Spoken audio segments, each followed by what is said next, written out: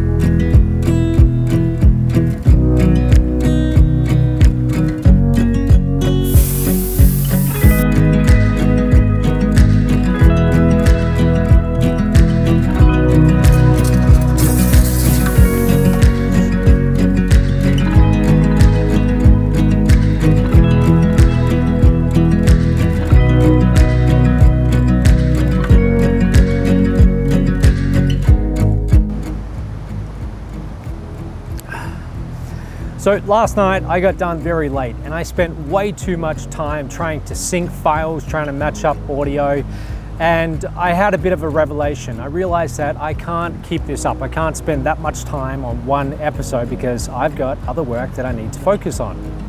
And that brings me to today's topic, the curse of perfection. It's that tendency that we all have, some of us more than others, to want to get every little detail perfect. And as a result, you end up spending way too much time worrying about little things that, in the scheme of things, don't really matter that much. Now, the more time you spend, the slower the rate of improvement. In other words, you get diminishing returns. If you spend an extra hour, the increase in quality for that extra hour at the end of a project is nowhere near what it was at the start of a project. So at some point, you've got to say, good enough is good enough.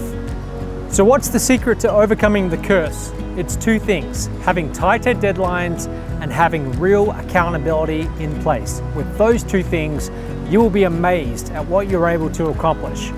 So years ago, I decided that I wanted to write a book, and it was actually something that I'd been thinking about, talking about for a long time previous to that. But enough was enough. I decided I'm going to get it done. So the first thing I did was I went to Facebook and I announced to the world that I was going to a hotel that weekend, and upon checking in, I was going to start working in 1 hour blocks from Friday, Saturday, Sunday. And my goal was to do 30 hours of just continuous writing. And it was really, really hard to do. I shut off all my distractions and I just wrote. And I wouldn't call it a bestseller. It certainly wasn't the greatest writing. But I got it done, and I ended up writing about 60,000 words for the first draft. Again, it was a complete mess. So then I sent it to the editors and they went through it multiple times, and about a month later, I had my first book ready. So what's the moral of the story? If I didn't go and publish that on Facebook and have that real accountability and the consequence of not doing the work, which in this case would have been public humiliation, I would have looked bad telling everyone I was going to write a book and then I don't do it. So having that, and then having the deadline. So I was very specific about, these are the dates I'm going to do it. This is when I'm going to have the first draft done by, and those two things allow me to get it done. So if there's something in your life, it could be a project, it could be something that you know you need to do, it's really important, it's really going to help you move forwards, but you keep putting it off, try implementing those two things: tighter deadlines and real accountability. So moving forward, I'm going to keep these videos a lot more concise, more to the point, less rambling from me, and I'm going to focus a lot more on editing and production value, because that was one of the main reasons I decided to start doing this, to work on those two skills. And right now, while the whole world has slowed down and a lot of us are stuck in self-quarantine, now's the perfect time to learn a new skill and increase your value to the world. So tomorrow I'm going to be launching a new training program where I will teach you the bare basics of video editing and production. It's going to be at a beginner level, and as I learn lessons each day, I'm going to teach them back to you.